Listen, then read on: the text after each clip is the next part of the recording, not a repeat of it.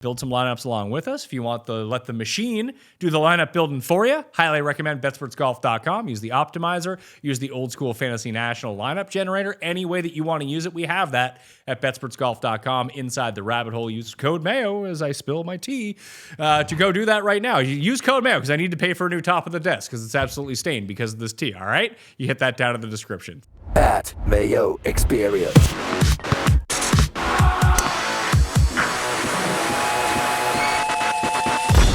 Welcome to the Pat Mayo Experience, presented by Underdog, the Travelers Championship DraftKings picks preview. We'll go through some lineups, some ownership. Alex Blickle from FTN Fantasy on the line with me. Sir, you're like the Keith Mitchell whisperer now. You called it. All 4 rounds of 70. Who would have saw it coming?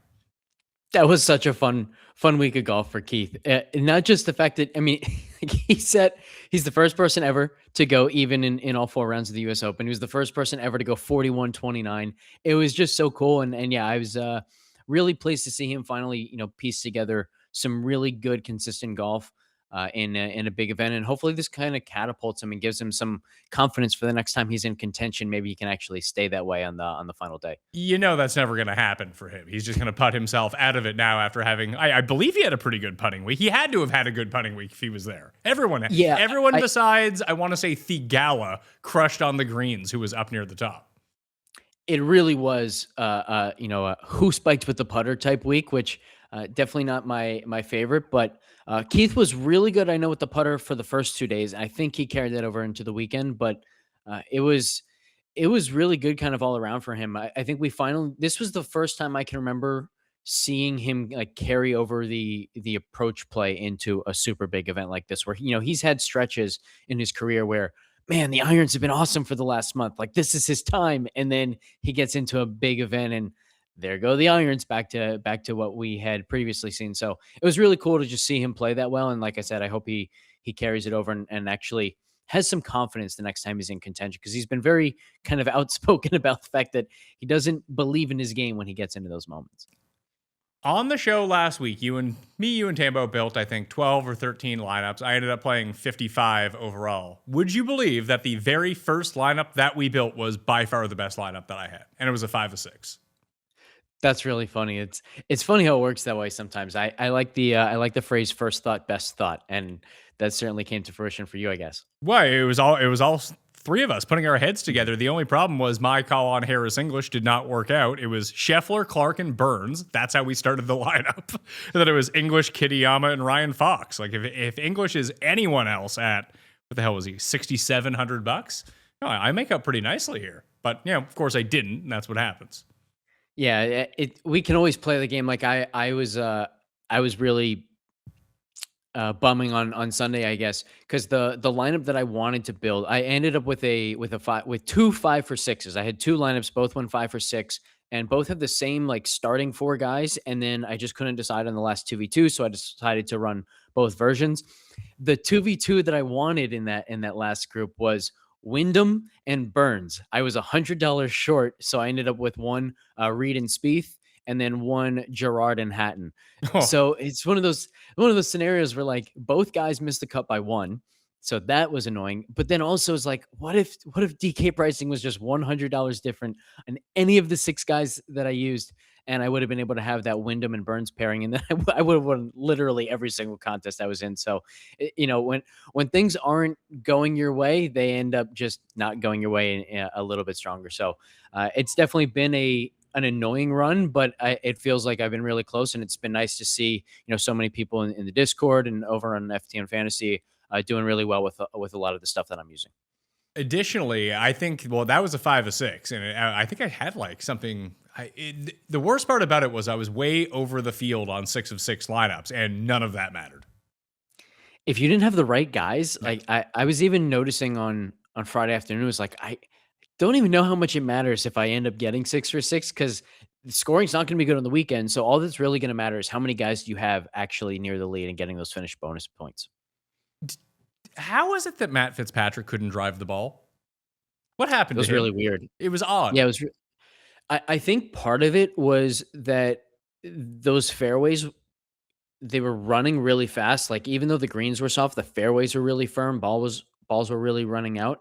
And Fitzpatrick loves to go to that like stinger type drive, and the stinger just wasn't really the shot to hit because, on the angles that you're on with these tee boxes, if the ball keeps running, you're just going to run out of room. And so it actually helped guys who were hitting the ball a little bit higher off the tee, so that when it landed in the fairway, it kind of stayed in its spot. And then also it really helped guys who were shaping the ball with the fairway. And Fitzpatrick likes to just go with his little, one stinger, no shaping along the fairways. And so I think that hurt him a little bit, but also he just wasn't making great swings at times, and that'll happen. Yeah, the Fitzpatrick's brothers, as I had bets on both of them, used them a ton in DFS. Like, not terrible weeks, obviously, just nowhere near actually winning the tournament. Those guys struggled making 3-foot putts on Saturday, and then it started to bleed into Sunday too, which is just no good. Yeah, man, I did not envy those guys having to putt in that pressure on those greens, because they did a pretty good job on the broadcast of not just outright saying it. And every time they talked about the bumpiness of the greens, it was, oh, that's just what happens with Poe. No, those were bad greens. Like, it's just straight up. I think it was Michael Kim who said early in the week that like there were even places where the aeration holes hadn't totally recovered, and it's not necessarily Shinnecock's fault. Like, they also showed on the broadcast that Shinnecock had a massive amount of snow this winter that didn't even melt until the end of March. So they were just like a month and a half, 2 months behind the schedule that they probably would have liked to have been on. And consequently, the greens just hadn't gotten to where they will be, a month from now and then 2 months from now. And so it's not really their fault, but the greens were not good. And they did their best on the broadcast to not outright say that. Was there any takeaways that you'd have from last week going into this week? Like, is there any players that maybe didn't pop near the very top of the leaderboard, but all of a sudden you're like, okay, I can see how this translates forward. I ended up betting Russell Henley. I don't think I'm alone on that, because obviously he's going to model out well. If you built your model at BetSports Golf in the rabbit hole, that no matter what you put in, it's probably going to be like Scheffler, Henley 1-2, probably Wyndham Clark right after that, probably Fitzpatrick right after that. But his Saturday was so bad that it kind of covered up that he wasn't all that bad the other 3 rounds, which I'm taking as a positive. Who knows if it is or not?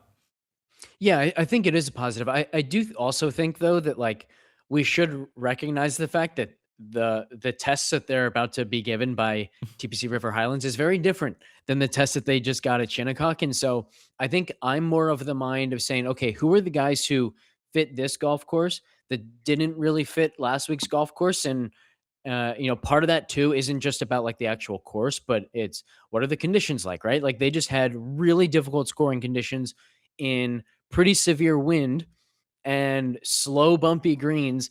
Who now, benefits from the fact that they get an entirely different course, different conditions. And maybe it's just more about like finding the guys who really fit this golf course, came into last week in good form, and just the uniqueness of last week kind of threw them for a loop, and now they get to go back to just the type of golf that they've been playing really well. Top of mind, anyone stick out to you? Eric Cole?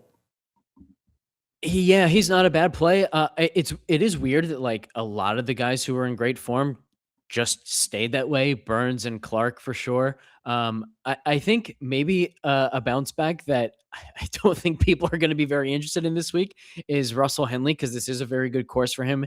Man, did he look bad, and he was missing fairways down. Like, it was a very, very uncharacteristic Henley type of struggle, but you just don't get like any of the difficulties that Shinnecock presented don't really carry over this week. Yeah, and looking at the round 4, let's see if we can find round 4 approach. There was Kitayama and Henley, 1 and 2 in approach in round 4 at the U.S. Open. Kitayama, if dude had just made a putt at all during the week, he was second tee to green and somehow came T53. Yeah, he's a funny guy.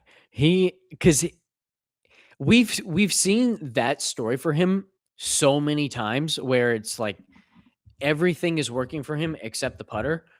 But he's also had a number of times where he's spiked with the putter and then the ball striking goes away. And so I feel like he might be a little bit like Spieth, where there just seems to be a mental block that like, yeah, you can look at everything he's doing and saying like he just was really good with the putter at the PGA Championship and then the Memorial. Those are the 2 events prior to the US Open. His ball striking tee to green play was not great in either of those weeks. So he finished 10th at the PGA, 22nd at Memorial. If he had either of those putting weeks with the way that he played tee to green, he might have won the US Open. He just can't piece it together. And that's kind of been his story. So like his ceiling this year, well, he did finish second at the Genesis, but then since then, like he's been really good at times with the driver, really good most of the time with the approach play. He's had a number of spikes with the putter. They just haven't come together. So his next best finish is an 8th place finish, but he could have been in contention like 4 or 5 times already. Yeah, he has 3 top 10s in his past 6 starts. They're all either at majors or signature events. So he's having a really good year. 5 top 25s in his past 6. Last week being the only one that he didn't do it. And again, he came second tee to green. What are you going to do when you lose 8 strokes putting? I don't know if this is the right course for him. I usually like him a lot at driver heavy courses, and this is not that. Agreed. Yeah. So I'm trying to think of where else to go here. Akshay kind of makes a lot of sense for Travelers, I think.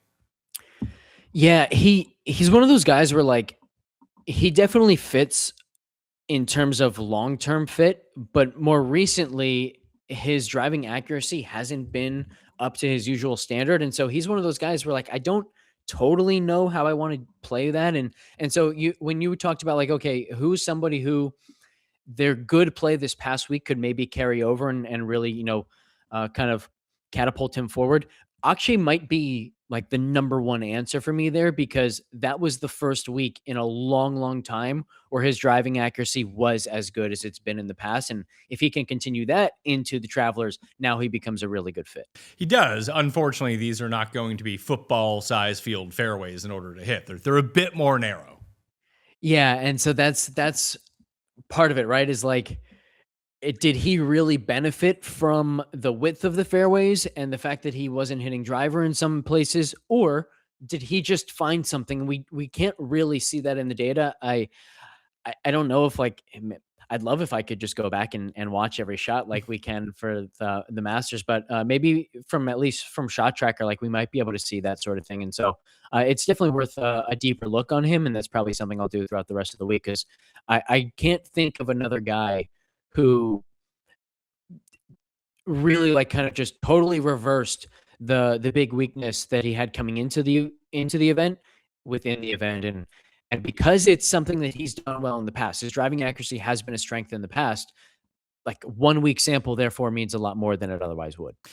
Let's look back at last year and just try to cover the top of the board. I didn't do the research show this week, so maybe I'll start doing it with you on these DraftKings shows, going through a bit more of the course and what this course demands, because I don't know, it's the middle of summer, Blickle. It might be outside of the Open Championship. Might just put the research show to the side for a little bit, try to enjoy my summer before football hits. Yeah, play some extra golf and get ready for football season. No, there'll be no playing golf. I usually record that on Saturdays. I am not going to my course on Saturday. I refuse. I even broke my own rule 2 weeks ago. Oh, it's early on a Sunday. The kids were at my mom's. I was like, you know what? I'm going to sneak out and play at like 10 a.m. on a Sunday. I played 9 holes in 2 hours and 45 minutes and just left. Oh, that's brutal. Get up earlier. Be the first guy on the course. That's tough. I'm up with the baby then. Yeah, that's also true. So Keegan wins last year, but this felt like the Tommy Fleetwood breakthrough. It finally happened at Eastlake, but he shot 2 over in the final round. Everyone else was under par. You take a look at putting.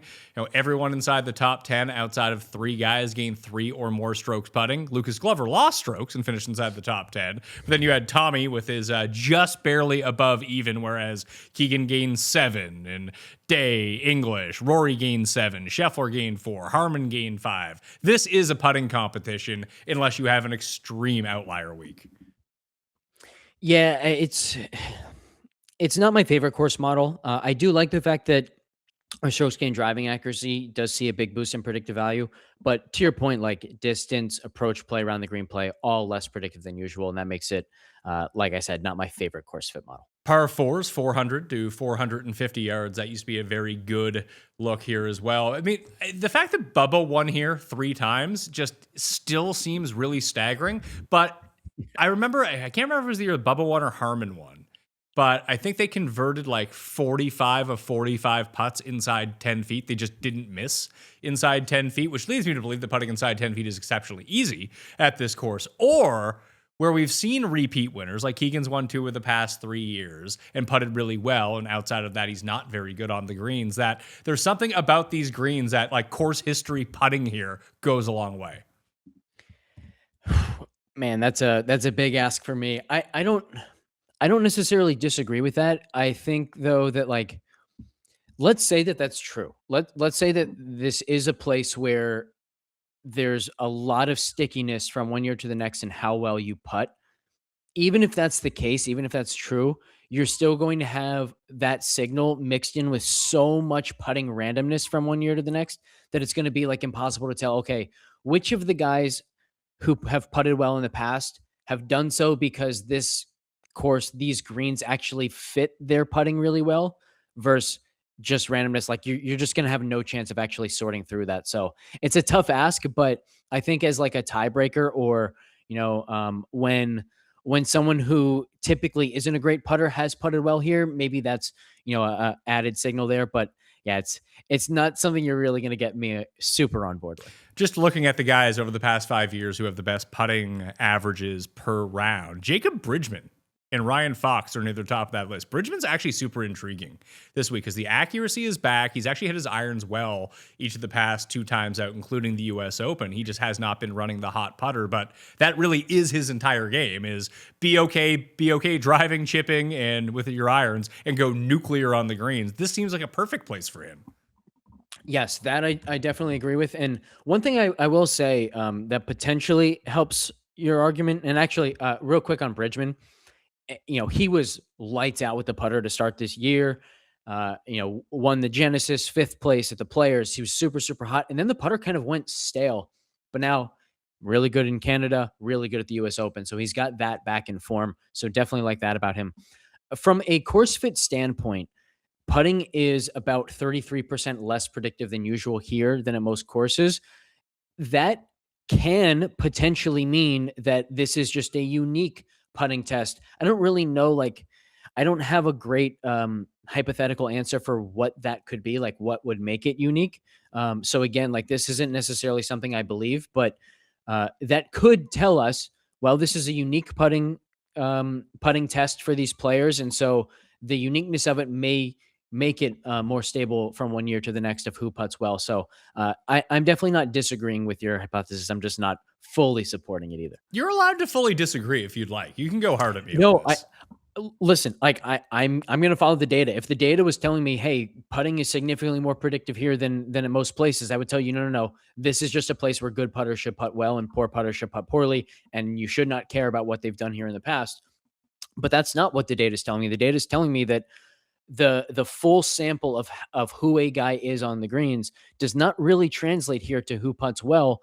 And while that doesn't at all support the idea that guys who have putted well here in the past are going to continue to putt well, it at least adds some viability to that theory. Looking back at those past 5 years in terms of the putting stats, we take out the guys that have only played it once, like Fox and Bridgman, who spiked last year, and we'll see how that goes for them in the future. A minimum of 8 rounds. It's Xander, Cole, Denny, Hubbard, Taylor Pendrith, then Keegan, Brian Harmon, Harry Hall, Minwoo Lee, Bobby Mack, Harris English, then Adam Scott. Akshay and Thigala are right after them. And then you have Ricky Fowler down there as well, who I thought was going to make the cut this week. It seemed like he was playing really well. Really enjoyed his Thursday outfit, but then he just went away.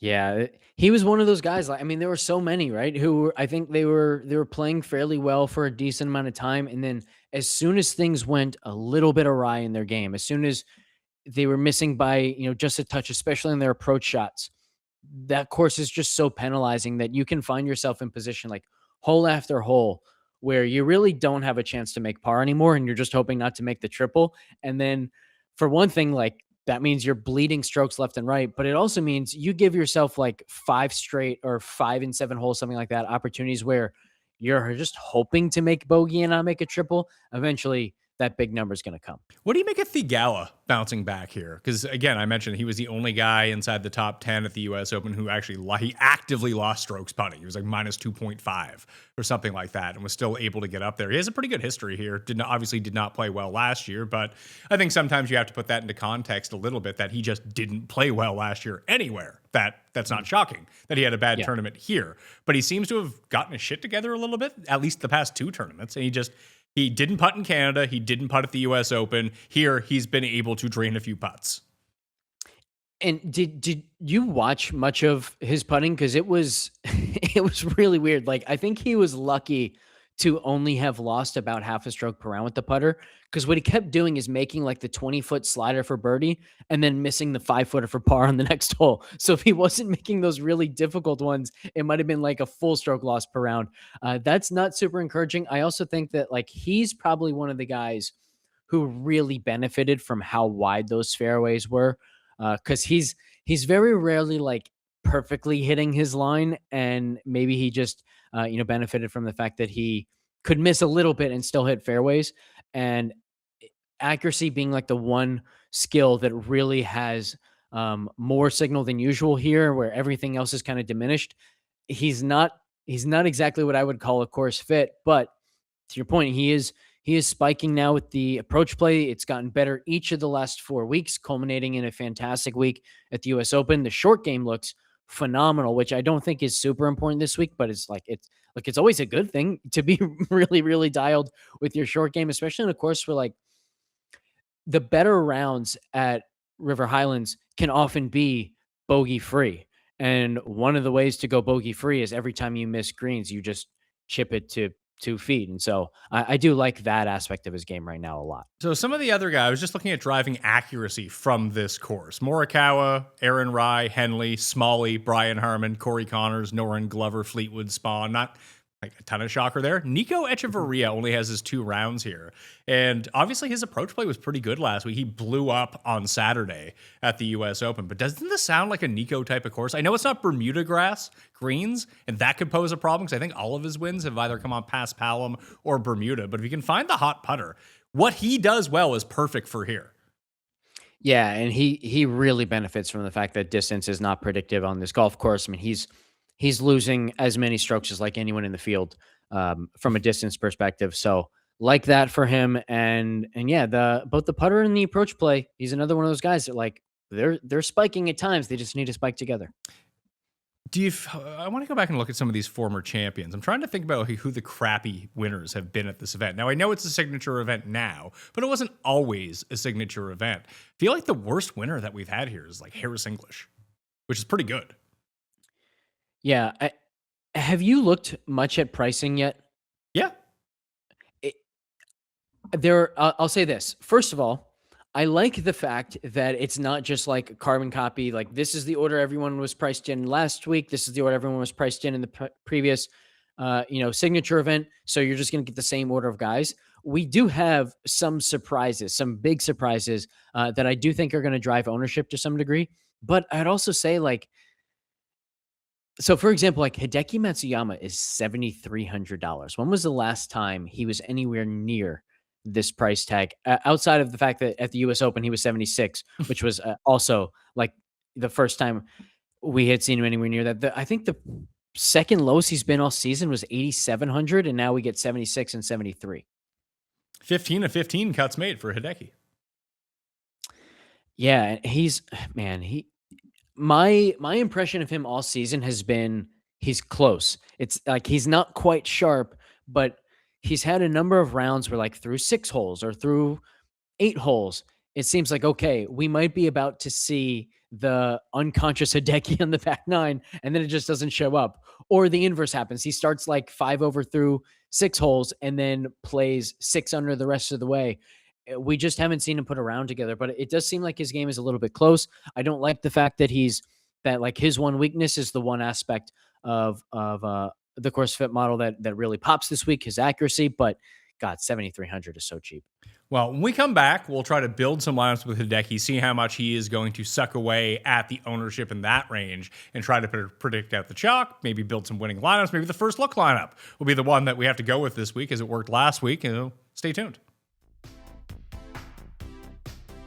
The Travelers Championship. Now is the time. This is the place. Every star, every round, every shot that makes your heart race as legends walk the fairways. Keegan Bradley, Scottie Scheffler, Tommy Fleetwood, Justin Rose, Cameron Young, Xander Schauffele, Colin Morikawa, and other PGA Tour greats, all battling to be called champion.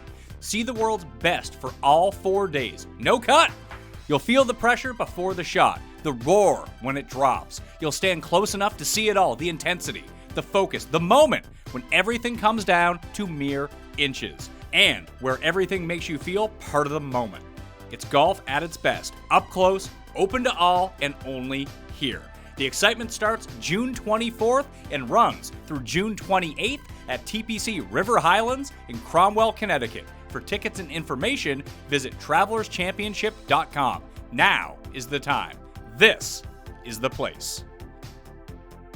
You know what's annoying? Thinking you got your finances lined up, then some random thing pops up and throws everything off. That's why I've been checking out Cash App. It's not just for sending money anymore. Cash App does more than you think when it comes to having your back and making sure your money stays your money. Cash App just released a new status program for the way people actually spend called Cash App Green. Now, when you spend at least $500 a month with a Cash App card, you earn green status, which unlocks benefits like up to $200 of free overdraft coverage. If you overdraft unexpectedly, there are no hidden fees. You also unlock higher borrowing limits and custom personalized cashback offers every Friday at places you love to shop. Turn everyday spending into status with Cash App Green. Download Cash App today or visit cash.app to learn more about this and other financial benefits. New Cash App customers can earn $10 if they use code CASHAPP10 in their profile at sign up and send $5 to a friend within 14 days. Terms apply. Cash App is a financial services platform, not a bank. Banking services provided by Cash App's bank partners. Prepaid debit cards issued by Sutton Bank. Member FDIC. Cash App Visa debit flex cards issued by Sutton Bank. Member FDIC and the Bancorp Bank N.A. Pursuant to a license from Visa USA Inc. See terms and conditions for the Sutton prepaid card, Sutton debit flex card, and Bancorp debit flex card. Cash App Green features savings, direct deposit, roundups, overdraft coverage, and discounts provided by Cash App, a Block Inc. brand. Visit cash.app/legal/podcast for full disclosures. All right, we're back. Few injury notes. Wyndham Clark has not WD'd, so I guess he's going to play. Jason Day, I'm guessing, is fine because I haven't heard anything about. Have you heard anything about Jason Day yet? No, I'll say this: if Day does play, you're not going to see me touch him because I feel like if you have to pull out of the U.S. Open, how are you healthy enough to play the next week instead of kind of prioritizing stuff long term? Now, maybe it was less about like, wow, he really isn't healthy enough to go. And maybe it was more about the fact that he had already made 7 bogeys in 10 holes. And I was just like, yeah, this isn't for me. But I have, like, he already wasn't in form, right? He just missed the cut at the Memorial. So based on like his play leading into the US Open, I think you could look at that and say, okay, this is the performance of someone who is struggling through an injury. Then he has to pull out of the US Open. Like, even if he tries to gut it out this week, he's not someone that I have any interest in. Jake Knapp would be the other one. Knapp returned at the U.S. Open, playing for the first time since the RBC Heritage. Lost off the tee, lost chipping, lost on approach. Did gain on putting, so that hasn't changed for him. Yeah, and I do like the fact that, at least with Knapp, like, you have a no-cut event here and a guy who makes a ton of birdies. So maybe his game still isn't there. Maybe it's still inconsistent. Maybe he's still making too many mistakes, but you're probably going to get plenty of birdies, maybe a couple eagles as well from him. And so I think from a DraftKings perspective, I'm much more interested in taking the kind of injury related risk on Knapp than I am with Day. All right, let's try to build out what the chalk lineup is going to be. Do you think that people go to Scheffler here, or do you think they try to balance themselves out in a no-cut event?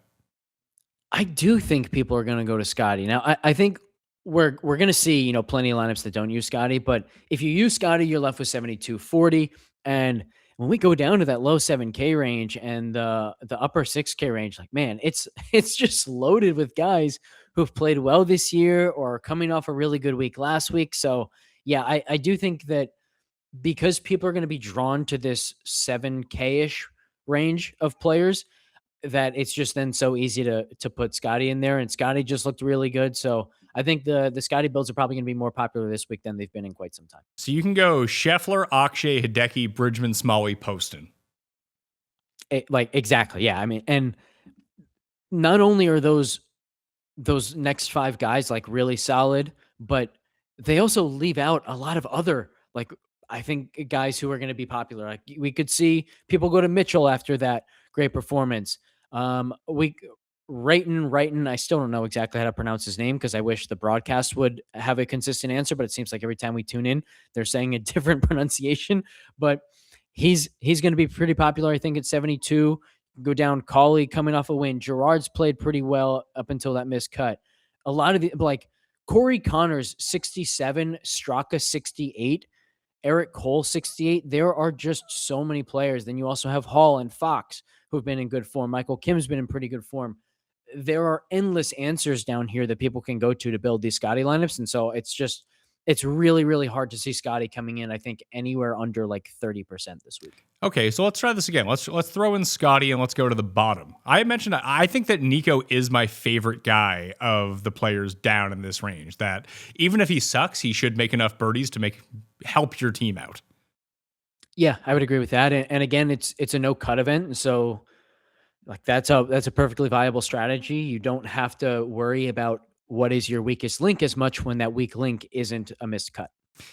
So if we do that, that gets us back up to 7,500 per player. If we can find someone else to put in him, we can get back into like another guy in the 6K range. We can then spend up into that 8K range to try to make this a little bit more unique. Because I think that the first one that we built, I don't want to say it's the absolute stone chalk lineup, but it's going to be some version of that lineup is the chalk. Yes, I definitely agree with that. Like I think people will be as huddled around that like 7,000 number as they can be after Scottie. Do you want to go to like a Connor Straka pairing next? Yeah, Or we could even go. Maybe what we should do here is we should say, okay, what is the cheapest lineup that we can build around Scottie so that that last guy in can be like almost a 9K guy or potentially even like a 10K guy. So like Ryan Fox has been playing really, really well, or Michael Kim. Let's see what happens if we put those guys in. Yeah. So now we can go Fitz, Scheffler, Nico, Straka, Connors, Fox. Yeah. I mean, when was the last time where like it was even financially doable to have a second stud alongside of Scottie, let alone doable with quality golfers? And so again, like as this is what I love about this like whole exercise that we do is we just get a sense of what lineups can be built, and then that helps us then narrow that down to, okay, this is what can be built. Which of these possibilities are people actually going to enjoy and feel good about? And I think this gives us a really, really good sense of that. So you can do a 2v2. You can go Fitz and Fox turns into Burns and Hideki. The Burns and Hideki pairing, I think, is definitely going to be like the more popular route. Oh, sure. Yeah.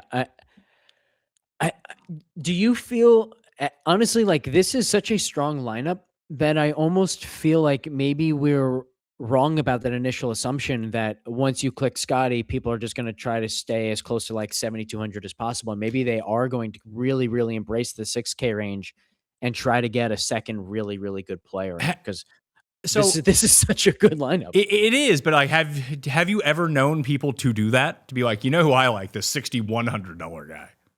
That's a good point. The Nico play, I do think is a very real differentiator here. So let's do this. Let's take a look. But you could do this too. You could go Nico and then throw Ben James into there as well, because Ben James is the perfect type. I don't know if he's going to end up being super popular or not, but 2 starts, Canadian Open, US Open, been good in both those starts relative to everyone else around him. When we get back to Travelers next year, there's a chance that Ben James is the same price as Ludwig. Yes. Very true. The other thing is, Tambo and I were talking about Ben James a couple weeks ago on Leverage Lane, and the point that I made there was like, at the time, we had a very small sample from Ben James. His ball striking had been phenomenal in every shot link round, and his putting had been awful in every shot link round. And so essentially what I was saying is, look, like projection models are going to love him because the projection models are saying, well, he can't possibly be this bad at putting, but he can possibly be this good at ball striking. However, it was likely that neither were true, that he actually wasn't that good at ball striking and he wasn't that good at putting. The ball striking has stayed a lot more than the putting has. And so now projection models should still like him. And now we're starting to get a sample where I do agree. And I think that they should really like him this much. I mean, he was outstanding tee to green. I also loved the fact that, like, look, Shinnecock was a very real test around the greens. You had to be creative. You had to be very precise with your trajectory, your spin, exactly how far you were carrying it. And his short game was really, really good last week. That's an awesome sign. You know, we've seen guys come up from like Corn Ferry. Kiefer's a good example where the PGA Tour short game test is so different than the easier, Birdie Fest golf courses on Corn Ferry, where I think that's the skill that guys probably are the least prepared for on the PGA Tour. And so you often see these young guys who are great tee to green get to the PGA Tour and struggle around the greens. That's at least a really good sign from Ben James. One event doesn't mean that, okay, he automatically has a really good short game, but it's very encouraging. So I do think he's a solid play. So I like this idea of going double cheap. Sure. Even to take a look at it, I mean, we can just take a look at if you just bring him up on DraftKings and take a look at his game log, don't play him in round 3 showdown is what I've learned. 77-78, and has been way better than the field in every other round besides that. Besides his third round, his first, second, and fourth round scoring, very good in his first 2 starts, maybe the worst guy in the field in round 3. We'll see if that continues. I would guess that it does not. I would guess that it does not as well, but it's just even funny to go see. Like, even in round 4 at the U.S. Open, Game picks up 4.3 strokes on the field total, 0.25 in round 2, over 4 again in round 1, picked up 7 on the field in round 2 in Canada, lost 8.5 in round 3. That's bad, especially during those easier scoring conditions that week. But even the around the green play that you talked about, it's not new for him, because you can see, like, the putting's been bad. He's gained, the U.S. Open 2 years ago was the only time he's ever gained strokes on the green in a PGA start against the best in the world. But his around the green play has been normally pretty good overall. Like, he was, kind of middling at the Canadian Open, but other than that, just gains everywhere. Yeah, going back to the round 3 stuff real quick, I do think it's an important point to make that he played so well in the first 2 rounds of each of those events, where that third round, he wasn't just playing golf. He was dealing with the pressure of legitimately being in contention for the first time on tour, and then for the first time in a major championship. So I do think that probably had something to do with it. He played poorly enough in each Saturday to no longer be in contention, and that maybe helped him play well again on Sunday. But as far as this roster construction goes, I do think if we put Scottie in now, how much are we left with? 79. But let's take Scottie out. We have 9,300 per player. If we just don't use Scottie, what does our lineup look like? Well, I think we go to the hyper accurate guys at this point. So Morikawa, Henley, and then, man, from there we can do whatever we want at this point. So isn't Fitzpatrick that guy? Most of the time, yeah.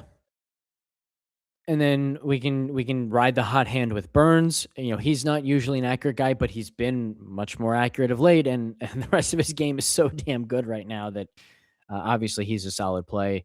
The other thing we could do is, instead of Fitzpatrick, Burns, we could go to Tommy, because I do think there's a chance that Tommy definitely fits the hyper accurate mold, and because he's the most expensive of all these secondary guys, there's a chance that he'll slip through the cracks.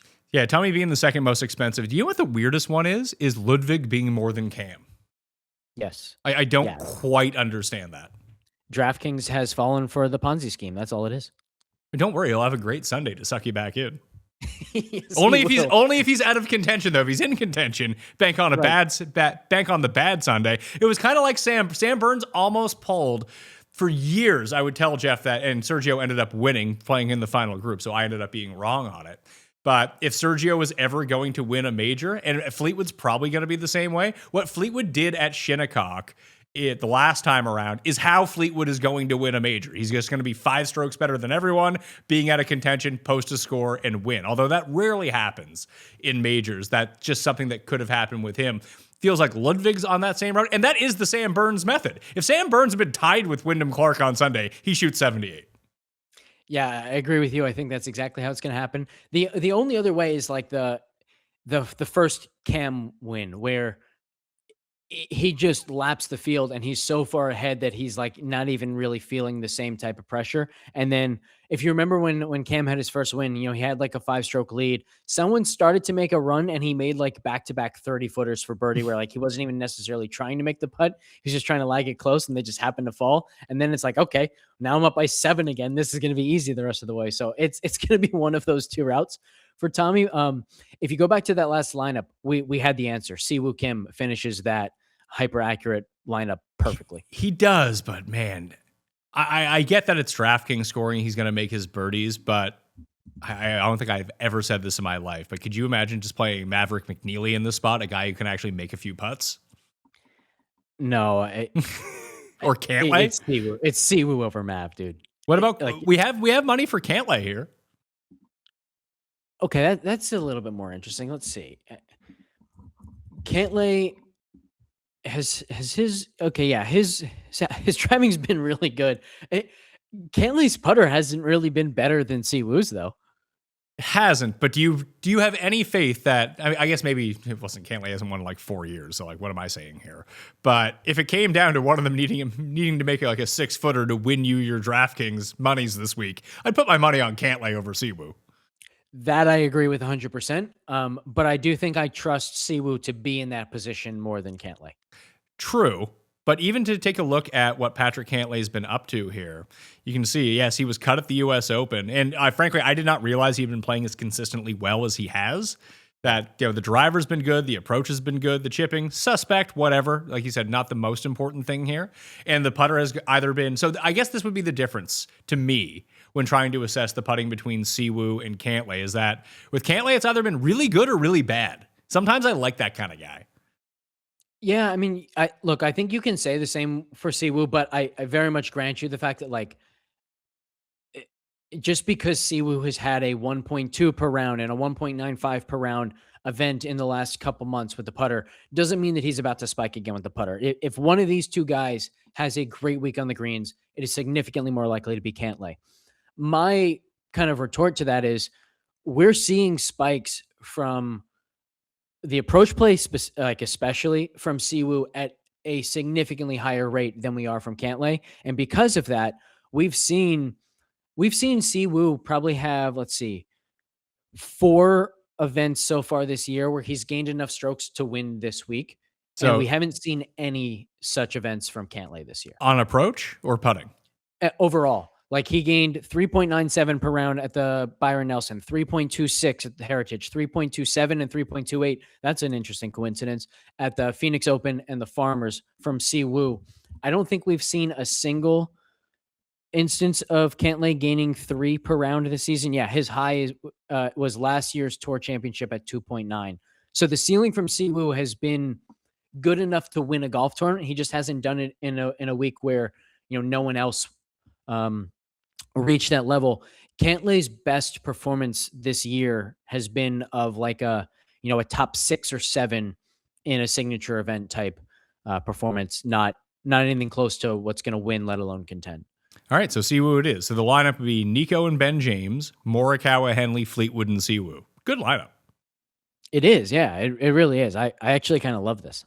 I think this is the build that I want to go with here, although that now we're passing over the Bridgman types, the Akshay types, that level of player. I guess the other way to finagle this lineup around would be entering it, for one thing, and then bringing it back up, and then getting rid of Siwoo and, let's say, Tommy, and keeping Morikawa in there. Could you go like Xander? You can upgrade Nico at that point, I suppose. We'll get rid of Nico too and get to that 76 level where you just go Xander. Who can we throw in here? Akshay and Alex Fitzpatrick, who I did bet to win. So, I should probably put him in a lineup or two. That guy is... Yeah, I like this too. I think this is starting to get close to what the field is going to do. And so at this point, now you're saying, like, I'm not gaining an advantage with the structure of my lineup. I'm just gaining an advantage through picking the guys who are actually going to play well, which is a viable path. I think we're now getting a little bit close to what the actual chalk build is. And I think we should then also kind of look at this version with Scottie again, where instead of going all the way down to Nico and having that differentiator in the low 6Ks, we pay a little bit more attention. Okay, what does the bottom of the lineup look like? And because that's so much of what the field does, right? Is like kind of maximizing the weak link of whatever type of lineup you're trying to build. And that's why we're talking initially about players like kind of hugging that 7K range as much as possible. Well, let's just take a look at the par 4 birdies or better. Just over the past 4 months, see who's up there. Par 4 birdies or better. Woodland, Siwoo, Gerard is there at 7,000. Burns, English. Who's cheap on this list? Smalley and Cole are the two 6K guys, followed by Ryan Fox, Norin Connors, and Heat Satsune. This feels like a good Heat Satsune course, actually. Just thinking Yes, I would agree with that. Just thinking about how his game works. Yeah, he was T43. Like, he hasn't been good. Hasn't been good recently. A lot of that due to putting and chipping. Yes. Yeah, it's been really ugly. The ball striking's still there. Ish. Yeah, for the most part, it was bad at the Memorial, but it's been fairly good other than that. I do think like what we saw early in the season from him when Hisatsune was consistently near the top of the leaderboards was an extremely uncharacteristic putting spike that has totally disappeared. There's no sign of it coming back anytime soon. So I think I am off the Hisatsune train, and I am very willing to say that like those really good events this year were just kind of a total luck box on the green. So the par 4, 400 to 450, I mentioned those earlier. Again, betspertsgolf.com, code Mayo, get yourself in. Over at the rabbit hole, Rye, Cam Young, Alex Fitzpatrick, Russell Henley, Sam Burns, Scottie, Akshay, Ludwig, Woodland, Connors, Cantlay, Matt Fitzpatrick is your top 10 from that specific range. And there's a lot of those holes this week. Yes, there are. I like this too because like we've talked about this in the past, but like anytime you come up with a very specific list like this, one of like the red flags is to immediately see some not so good players popping at the top. Like that's telling you that what you're looking at may be more randomness than signal. But number one, we know we have a very good sample size of par fours, 400 to 450 yards. So that automatically should give us a pretty good list. And then, I mean, just look at the quality of these names. Like this is a really high quality list of players, and therefore I think it's much more likely to be telling you something important. So who sucks at this? They'll probably win the tournament. Andrew Novak. Ryan Gerard's bad from here. That's surprising, and I always love those like kind of counterintuitive in this direction results, because you would think, hey, Gerard's an accurate guy. He's a great iron player. He should do pretty well here. It's surprising that he's not, and we can see 42 round sample. And we know we're getting a lot of these holes per round. So this is not a small sample by any means. The harder you make the par 4s, the better Ryan Gerard does against the field. Same as just like Justin Rose is bad in this. So is Justin Thomas. So is Min Woo. But they're all better at the longer ranges, which is surprising based on just the profiles of all 4 of those guys. I assume that Ryan Gerard just simply hits the ball too close on these holes and misses every putt. Well, I'm trying to find Gerard, but I can tell you right away with Rose, this makes a lot of sense because Rose is really good from inside 100 yards and really good from outside of 200 yards. He's not so good in between there. You're going to be in between on a 400 to 450 yard hole, so it's not long enough for him to have a long iron in, and it's not short enough for him to have a little flip wedge. Let me see if I can find the same for Gerard. While you're doing that, I just want to take a look at the bucket of ranges here in terms of approach. We can take a look at what is happening. If you go to the rabbit hole, you can find this. Yeah, so it's over index 100 to 150, 150 to 175, and then everything else, I don't want to say doesn't matter, but once you get past 175 yards versus your regular course, you just don't see like down 37%, down 20%, down 35%. But everything from 50 to 175 is up 8%, 24%, 27%. So that 100 to 175 range would be key, hence all those shorter par 4s that we just talked about. But that also makes a ton of sense too of why those specific guys would, look at this. Look who's third, 170 or 151 to 175, scoring opportunities inside 10 feet. There's Ben James. Nice. There we go. Gerard is similar to Rose. He's better in between 100 and 200 than Rose is, but he's still better relative to the field from either inside 100 or outside 100. He gains a ton inside and outside of 100 and 200, and in between he only gains a little bit. Yeah, so let's just throw that in there. Let's see. The 150 to 200, Goddard's just been bad recently. I really thought he was going to be so good this week, and just it got away. He made 5 birdies in round 1 and shot 5 over. He made a lot of mistakes, like a lot of mistakes. I was interested to see, I did a lot of my own kind of splits work last week. I was shocked to see that he is not as good of a wind player as I thought. Now, I do think part of that is he's gotten to be a much better player over the last like year or so. And so, some of his rounds just weren't, um, or some of his windy rounds just weren't kind of when he was this newfound better player.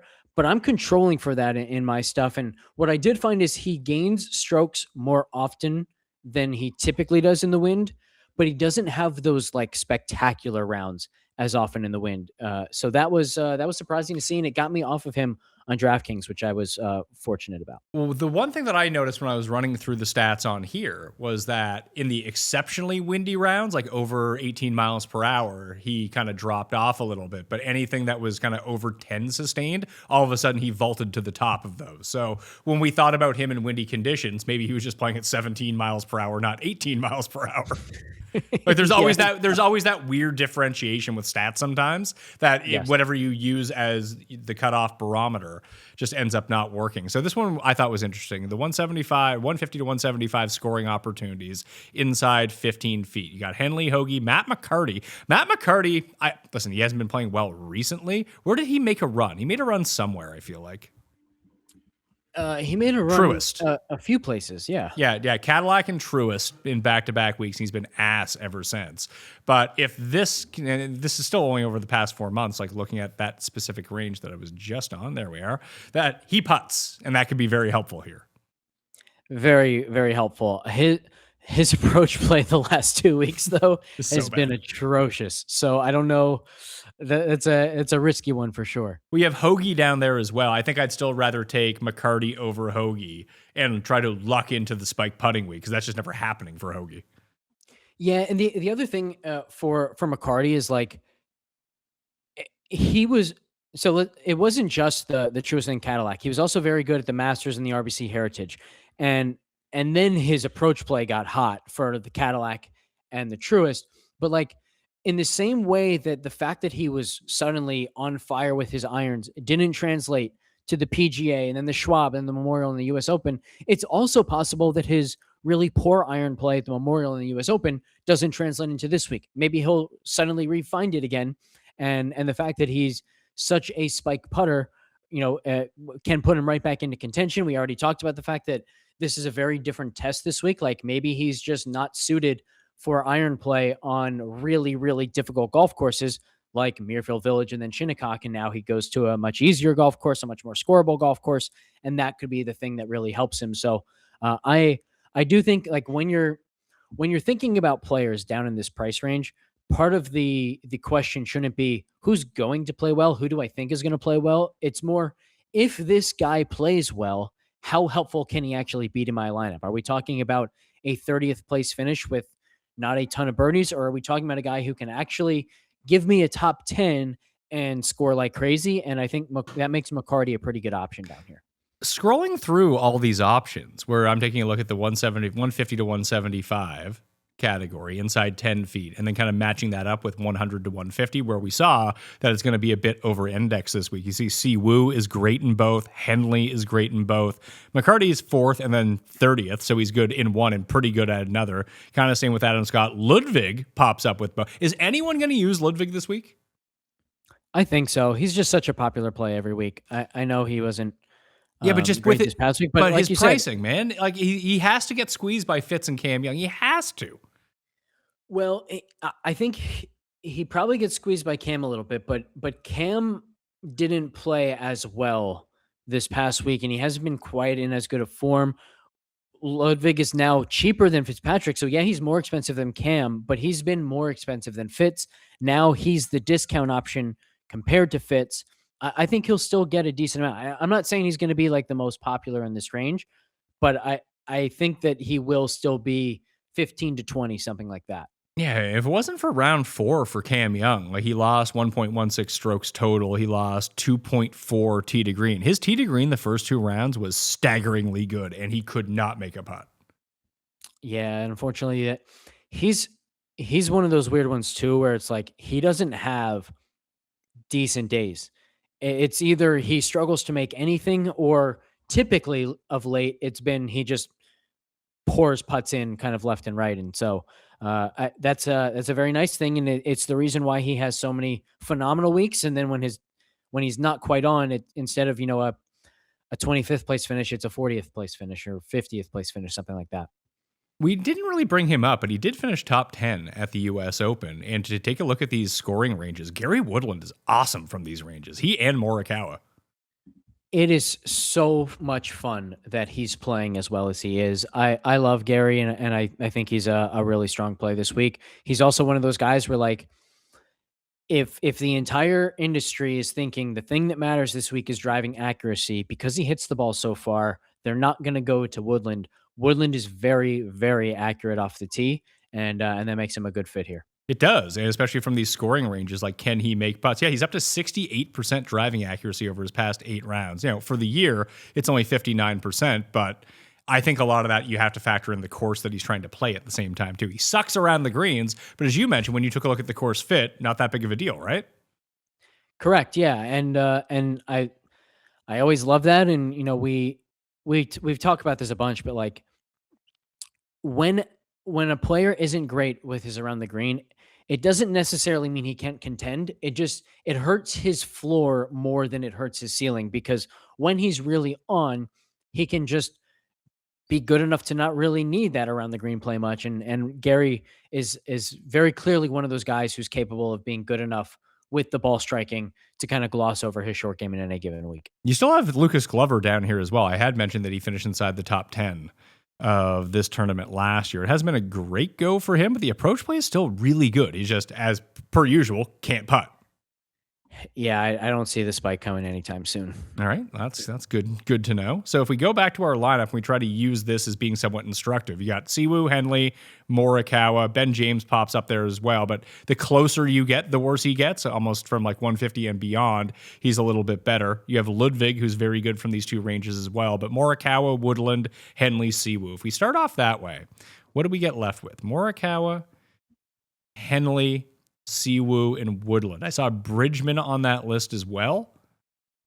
And then that leaves us with $8,200 for like the Ben Griffin, Aaron Rai, JJ Spawn, Robert McIntyre type of profile. Anyone in that range that you like?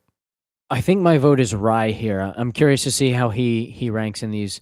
But I do really like Rai, and I mean, could anyone have had a quieter 11th place finish in the US Open than what Rai just did?